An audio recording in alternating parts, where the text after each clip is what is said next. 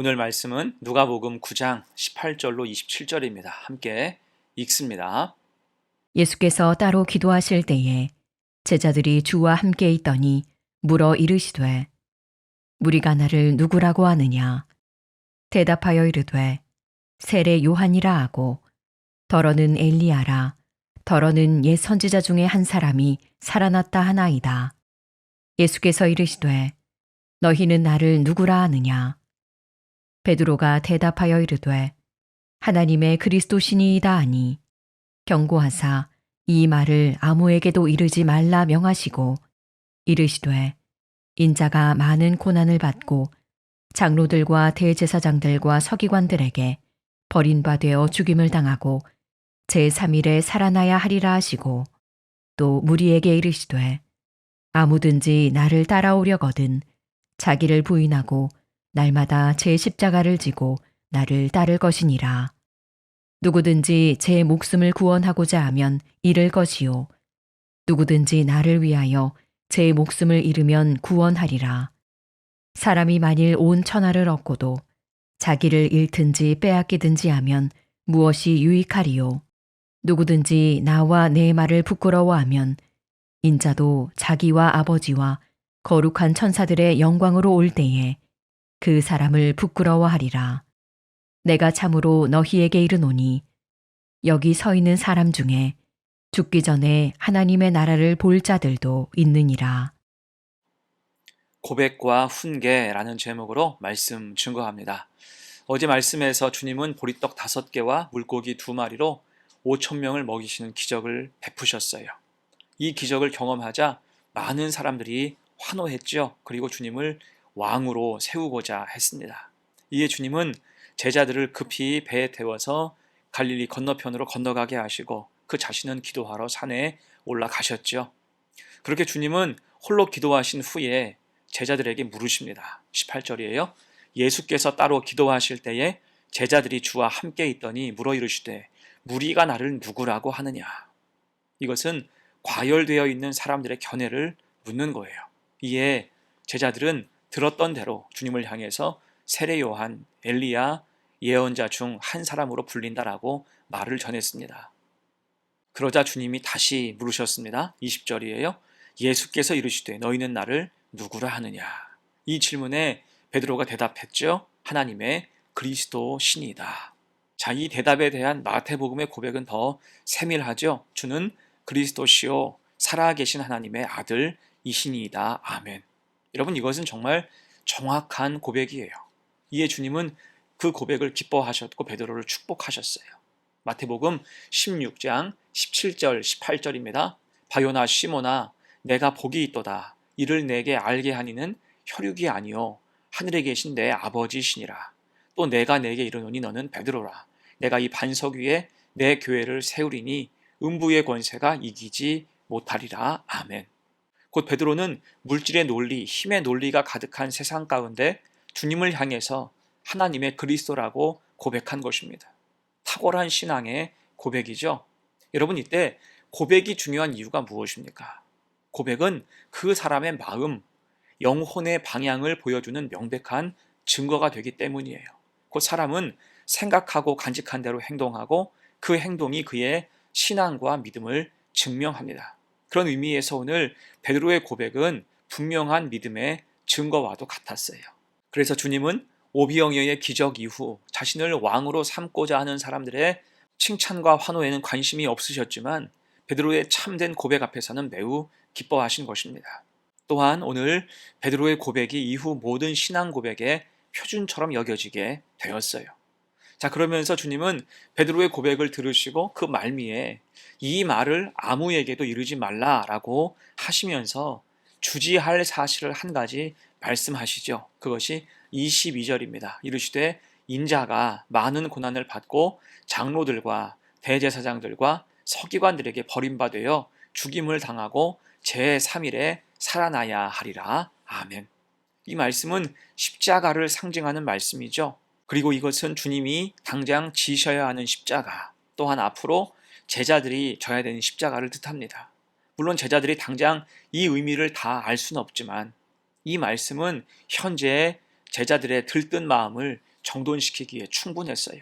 여러분 생각해 보십시오. 지금 오병이어의 기적이 있었고 주변에서는 막 띄워주며 또한 베드로는 하나님의 아들 그리스도라고 고백하면서 칭찬받았어요. 이 사실들만 쭉 배열해 본다면 당장 이 사람들이 어떤 생각을 하게 될까요? 야, 만사형통이로구나. 다 가진 것 같이 기분이 붕 뜰 것입니다. 당연히 머릿속으로는 이제 출세를 생각하겠죠. 내가 줄을 잘 섰구나 생각할 것입니다. 놓치지 말아야겠다. 자칫 그러다가 자기 욕심이 커질 수 있다는 거예요. 여러분, 이에 주님께서 바로 말씀을 통해 차단해 주신 것입니다. 주님이 이 땅에 오신 이유를 명확히 말씀하신 거예요. 고난을 받고 버린 바 되어 죽임을 당하고 제3일에 살아나야 하리라. 그리고 더 나아가서 주님은 제자들에게 제자다움에 대해서도 명확한 말씀을 주시죠. 그것이 오늘 23절입니다. 또 무리에게 이르시되 아무든지 나를 따라오려거든 자기를 부인하고 날마다 제 십자가를 지고 나를 따를 것이니라. 아멘. 곧 여기에서 주님은 제자들에게 세 가지를 훈계하세요. 정신 차릴 것을 명령하시면서 세 가지를 훈계합니다. 그 한 말씀 한 말씀을 우리에게도 오늘 적용했으면 좋겠어요. 첫 번째는 자기를 부인하라는 거지요. 여기서 자기를 부인하라는 것은 철저히 주님을 따른다. 자기 중심성의 해체를 의미합니다. 여러분, 사람은 누구나 자기 위주예요. 내가 먼저입니다. 자기의 욕망, 이익, 안전을 최우선으로 생각하는 경향이 있어요. 이에 자기를 부인하고, 이 말씀은 그런 나의 옛 사람을 벗어버리고 또한 예전 방식 곧 헛된 자기 정욕에 휘둘리지 말고 하나님의 뜻을 쫓고 긍정하여 살라는 것입니다. 그러면서 주님이 주신 말씀을 기반으로 그 뜻에 합당하게 살아가야 한다는 거예요. 내가 아니라 주님이 내 인생의 주인이라고 고백하는 의미겠지요. 두 번째입니다. 주님의 훈계 두 번째는 자기 십자가를 지라는 것입니다. 믿음으로 사는 성도에게는 따라오는 여러 어려움이 있지요. 특히 영적인 고통, 세상의 가치관과 충돌하면서 때로는 박해와 고난을 경험하기도 합니다. 이에 주님은 믿음 때문에 당하는 고난을 감당하고 십자가를 기꺼이 질 것을 말씀하고 있어요. 왜요? 그러면서 주님의 복음은 나를 통해 주변으로 넓고 깊게 전달되기 때문입니다. 곧 그게 우리의 사명으로 인식될 때 주님 때문에, 복음 때문에 이유 없이 욕을 먹고 오해를 받고 손해를 봐도 능히 잘 감당할 수 있다는 것입니다. 자, 이에 대해서 바울은 로마서 8장 17절에서 이렇게 말씀했어요. 우리가 그와 함께 영광을 받기 위하여 고난도 함께 받아야 할 것이니라. 아멘.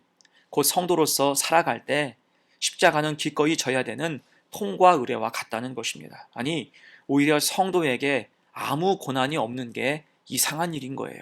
믿음이란 세상의 가치, 세상의 탐욕을 거스르는 것이기 때문에 불협화음과 마찰을 피할 수 없는 것입니다. 다만 그런 고난과 어려움을 통해서 결국 합력하여 선을 이루게 되고 주변을 변화시키는 능력이 드러나는 거지요. 왜요? 십자가는 인생과 인격과 세상과 관계 모두를 가장 온전하게 하는 능력이 있기 때문입니다. 자, 그래서 우리가 믿음으로 십자가를 질 때 그 고난 뒤에는 반드시 영광이 따라오는 것입니다. 그렇게 그 사실을 확신하면서 항상 담대하게 믿음의 삶을 사는 복된 성도가 되시기를 축원합니다. 아멘. 세 번째예요. 주님의 훈계 마지막 셋째, 주님 가신 길을 따라가라는 것입니다. 23절 마지막 부분의 말씀이죠. 나를 따를 것이니라. 이것은 그 무엇보다 주님 말씀을 주목하고 순종하는 삶을 살라는 것입니다. 어떤 특별한 날만이 아니라 매일매일 예수님을 따라 순종하는 것이 마땅하다는 거예요. 묵묵히 따라가다 보면 결국 목적한 장소에 도달하게 되기 때문이죠. 요한복음 12장 26절입니다. 사람이 나를 섬기려면 나를 따르라.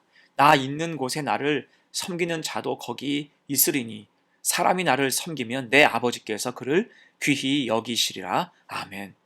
그 주님을 섬기기로 다짐한 우리는 당연히 주님을 따라가야 한다는 거예요. 그것이 제자의 길이기 때문입니다. 그럴 때 분명히 약속을 주세요. 내 아버지께서 그를 귀히 여기시리라. 마찬가지죠. 오늘 본문도 같은 약속을 하고 있습니다. 24절 누구든지 제 목숨을 구원하고자 하면 잃을 것이요 누구든지 나를 위하여 제 목숨을 잃으면 구원하리라. 아멘. 주님을 따라갈 때 때로는 힘들고 어려워도 반드시 주실 은혜는 풍성하고 분명하다는 것입니다. 이 사실을 우리가 잘 기억해서 주님을 따라 믿음의 길을 갈 때 의심 없이 후회 없이 오직 예수 그 길 따라 나아갈 수 있는 거룩한 성도가 되시기를 축원합니다. 자, 이제 말씀을 마무리합니다. 우리는 주님을 따라야 돼요. 그럴 때 분명한 믿음의 고백이 우선되어야 할 것입니다. 주님은 사람들의 찬사와 칭찬보다 오늘 베드로가 했던 믿음의 고백을 더 기뻐하셨어요. 또한 동시에 주님은 고백에 합당한 훈계를 아끼지 않으셨죠. 참 제자의 길을 갈 것을 당부하신 것입니다. 이때 세 가지 기억해야 돼요. 예수님을 구주로 고백하며 자기를 부인하고 자기 십자가를 져야 되고 복음을 위해서 기꺼이 고난을 감당해야 하며 날마다 주님의 길을 따라가야 하는 것입니다. 그러면 그 끝에 구원과 영광을 주시겠다 약속하고 있어요. 그래서 여러분, 주님 앞에서 우리는 우리의 속사람이 새로워져야 그 은혜의 길이 열리는 것입니다. 진실한 믿음의 고백이 있고 주신 말씀을 훈계로 받아서 십자가를 지고 주님을 따를 때 제자로서 본분에 맞는 삶을 살게 되며 거룩한 성도로 쓰임받게 될 것입니다. 열매가 풍성할 거예요. 그 은혜가 가득 임하는 성도가 되시기를 간절히 축원합니다. 아멘. 함께 기도합니다.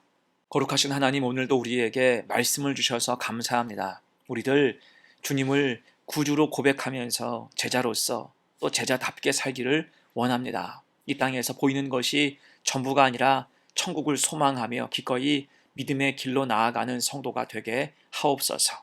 아무든지 나를 따라오려거든 자기를 부인하고 날마다 제 십자가를 지고 나를 따를 것이니라. 이 말씀을 마음에 잘 새기게 하시고 점검하며 살아서 우리가 속한 곳에서 우리가 작은 예수 되어 살아가게 하여 주옵소서. 믿음으로 고백하고 훈계하실 때 그 말씀을 붙잡고 점검하며 살아서 우리가 속한 곳에서 작은 예수 되게 하여 주옵소서. 감사드리며 예수님의 이름으로 기도합니다. 아멘.